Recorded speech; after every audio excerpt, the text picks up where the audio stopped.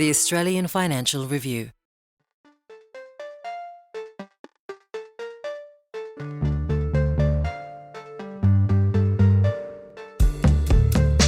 We realise we've put $4 million into the walls of this restaurant, and if we walk away from it, not only do we lose our money, but it can be terrible for our reputation. And I think what we really learnt was the business is there, you've just got to get the business right.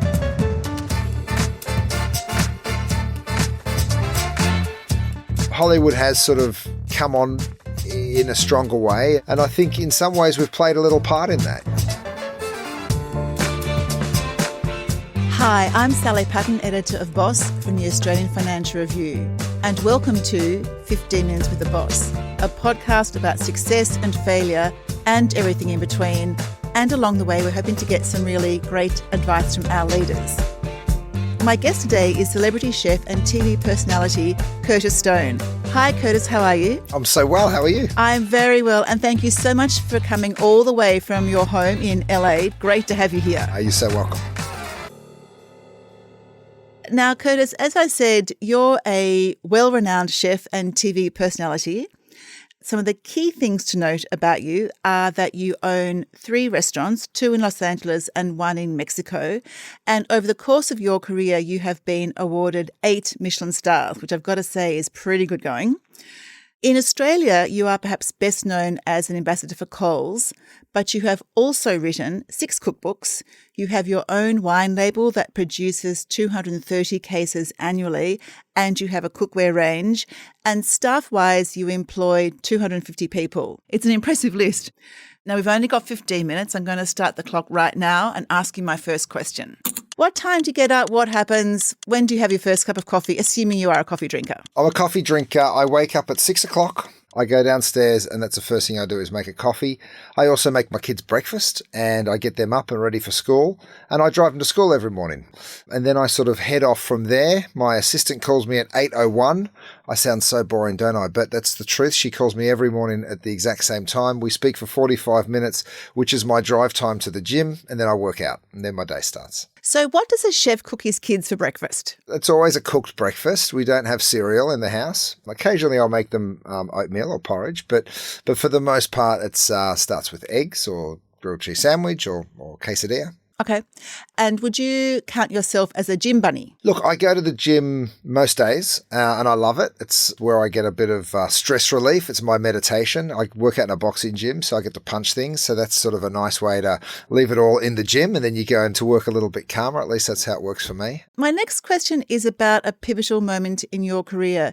Is there a project that you took on, a promotion you were given, a new job that you got that really changed the whole nature of what you were doing? Yeah, for sure. It was probably when I was going from being a restaurant chef to someone that worked a little bit in the media. I got asked to be included in a book. London on a Plate was the name of the book. I was working in a restaurant in London. I was only 25 at the time, and there was incredible chefs included in the list of the ones. So, I was super excited about the company that I'd keep, and I had to submit some recipes for it. And that sort of did really change the trajectory of what I was doing, because until that point, I was just working in a restaurant and that was my life. And then after that, I started working in the media as well as still running a restaurant. So yeah, it was a fun time. So have you always been comfortable in the media? And if not, how did you become comfortable in the media? Because a lot of CEOs aren't very comfortable, I think, talking to media. Yeah. Look, I think it's very easy to talk about what you absolutely love, right? My first real show was Surfing the Menu, and it was Ben O'Donoghue and myself traveling around Australia. They were just sort of following us, and we were talking to food producers and learning about ingredients and cooking with each other, and it was just really fun and very, very simple. The next thing I did was sort of more of a scripted show, and for that you have to sort of rehearse and learn and look at yourself and take yourself a bit more seriously, and I was not very good at it, to be perfectly honest. I think if I look back on that series, my head was down, I couldn't remember my lines, I found it difficult talking in front of the camera. So yeah, it certainly takes some training, absolutely. So would you have any advice for people who are not very comfortable with the media but who would like to become a bit more comfortable? I think the more of it you do, it's like anything.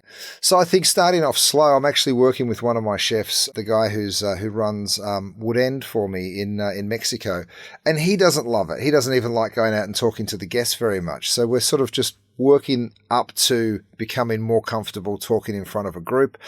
And that starts small, and I think you grow into it. So I've sort of said to him, just start talking to your team every morning and every night before service and every night when service is over, and just have those little interactions where you gather them around and you sort of stand up and talk. And then eventually that skill will be the same one that you're standing in front of a much bigger group of people, or maybe even a camera, where you do get more control over the way you feel while you're doing it. Because I remember the first few times you do it, you start getting a bit hot and sweaty, maybe even a little dizzy, and you sort of start losing your focus on what you're actually there to talk about. So staying calm is pretty important. Curtis, my next question is about career advice. What's the best piece of career advice you've ever been given? I think it was by my old boss, Marco Pierre White, and what he said to me was, if you expect your team to do something, you have to do it yourself. The more you think about that, the more you really understand it. Because if you're just telling people what to do all the time, I think it's quite hard for them to genuinely listen to that, but if they watch you do it with them, doesn't mean you have to do it all the time with them, but I do think it's really important. And I still subscribe to that. When I'm in my restaurant, I still cook a section. I don't just wander around and meet the guests. I don't just stand up the front. I don't sit in the office. I can't be there all the time. When I am there, I still cook. And I think that that's important. I still clean my stove at the end of the service as well, because I think if you're not prepared to do that, then your kitchen ends up being a bit of a mess. And good restaurants, good kitchens always thrive on having spotless kitchens, and that sort of passion around your craft is really important. So you've got to remain true to that, I think. Do you have a section that you like least, and do you ever cook that one to show people that you're prepared to cook what you actually like doing least? That's a good question. I always cook the hardest section, or at least I think it's the hardest, and it's probably the most grueling. It's the grill. We cook on a live fire grill, so it takes a lot of skill to be able to do that, and it's also the bloody hottest part of the kitchen. But now you ask that's the one I like the most. So if I'm being honest, maybe I don't, because maybe what I should do is garmager or pasta one night. But no, I'm more often on the grill. Oh, so pasta's not one of your favourites? I love making pasta, but the service of it is a little slower, and I kind of like the chaos. I like living on the edge. Okay, on that note, Curtis, we are going to take a short break, but don't go away. We're going to come right back and play our Chatterbox game. See you in a minute. Yes.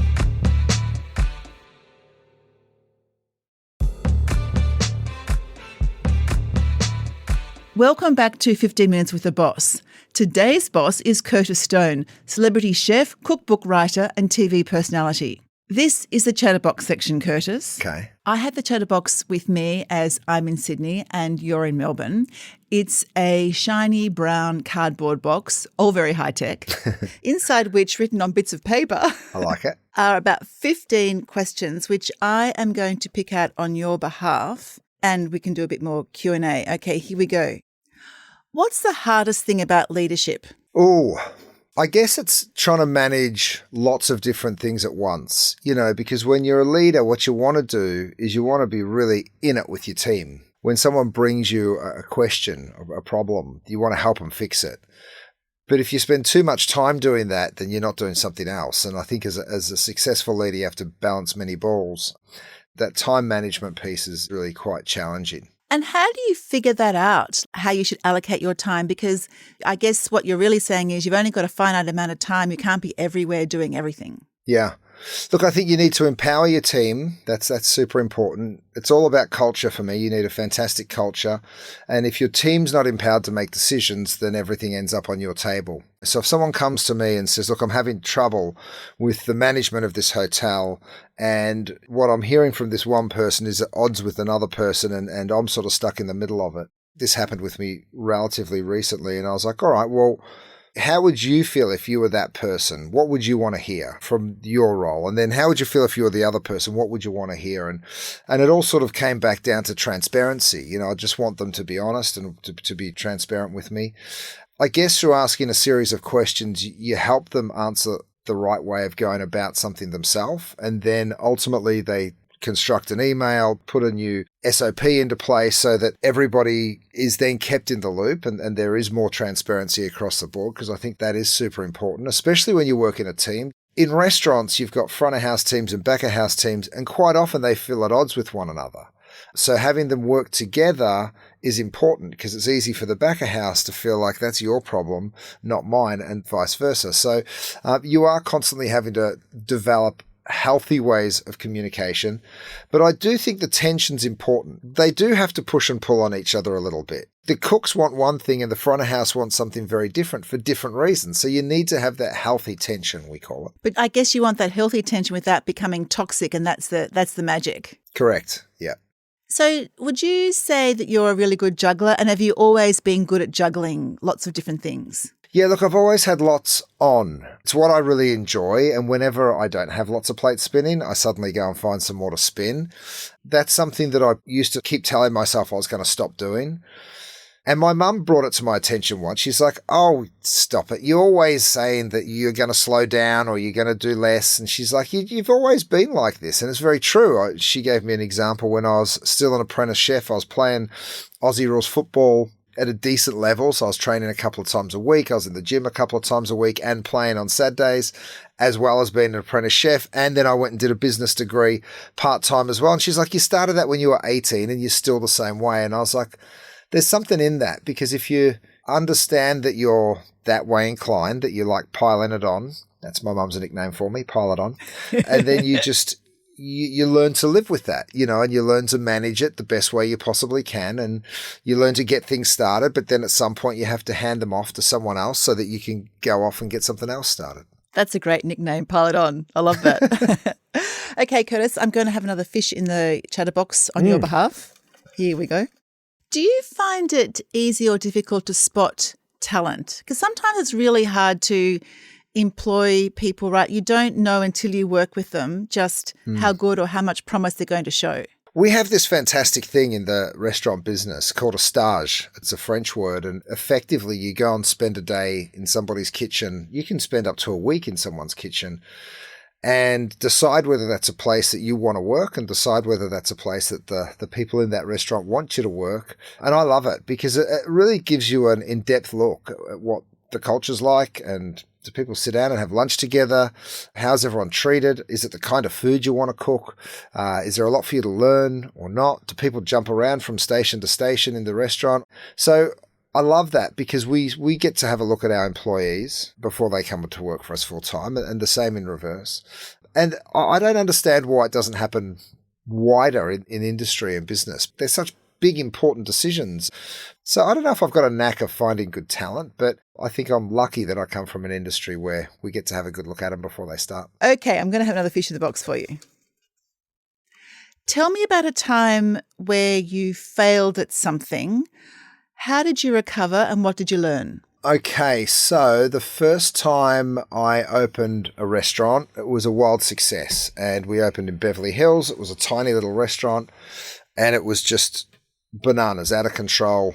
We had multiple months that people were on a wait list to come to the restaurant. So we decided to open a second restaurant. And what we did was we opened in the middle of Hollywood, and it came out of the gates really strong and we thought we were geniuses. And then it just sort of went like that and then plateaued and even started to drop a little bit of business.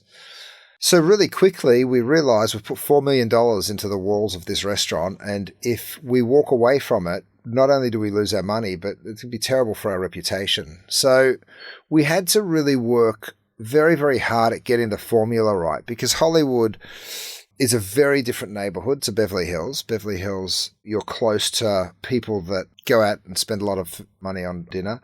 And Hollywood's a much more middle-class area, Yeah. And middle class is probably very generous. Hollywood's tough. We really had to change what we wanted to do there. And at the start, Gwen was a tasting menu only restaurant. So the only type of menu we served was just like Maud, tasting menu. We had to rethink that. We were not only not making money, we started losing money in the first couple of years. And it was really tough. It was my brother and I, we went into it together and we'd talk about it and I'd be like, I'm not sure. What do you reckon? Do we keep going? Do we pull the pin? What do we do? And I think what we really learnt was, the business is there. You've just got to get the business right. It was very important to me that we still kept it at a certain quality. I wasn't prepared to go down in quality. So ultimately what we did was we really focused in on why people would come out. And I think what we learnt was people wanted a bit more control over the menu. They didn't want to do a tasting menu only. They wanted other alternatives. So we started offering both.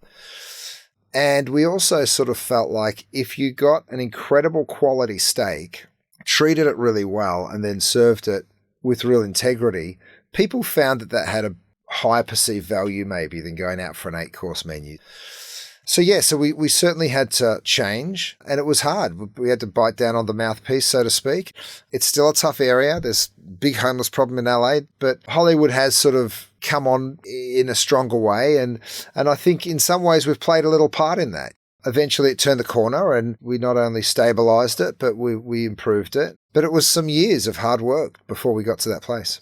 Okay, excellent. On that note, you have passed the chatterbox section with flying colours. Yay. I've now got one more question, and that is, if for some reason you weren't a chef or a cookbook writer or a TV personality, what might you be doing? I think I'd be a gardener. When I was a kid, I decided to apply for a gardening apprenticeship here in Melbourne. Actually, I applied to the City of Brighton to become a gardening apprentice.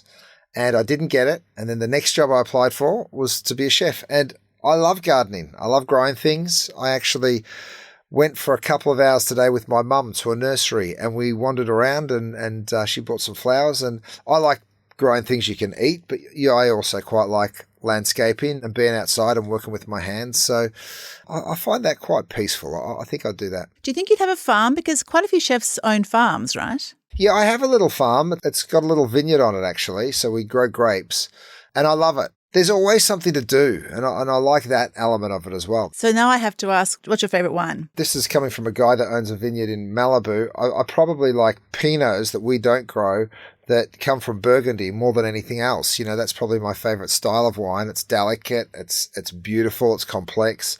But I could talk to you all day about wine. I like it all. And I have to say, Pinot is my least favourite grape, so you can have it all. We'd be good drinking partners. Well, that's it, Curtis, or should I say Paladon. Your 15 minutes is up. It has been an absolute delight. Thank you once again for allowing us to spend 15 minutes with the boss. Thank you so much. It was really fun. And thank you to everyone for listening. If you like the podcast and you want to hear more, consider sharing the podcast or writing a review, as it helps us to reach more people. And follow us wherever you get your podcasts.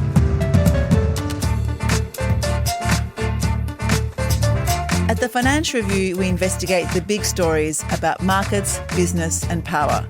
For more, go to afr.com, and you can subscribe to the Financial Review, the daily habit of successful people, at afr.com/subscribe. This podcast was hosted by me, Sally Patton, produced and edited by Mandy Coulin and Iona Rennie.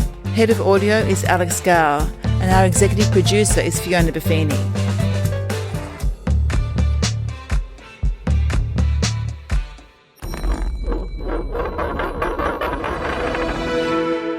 The Australian Financial Review.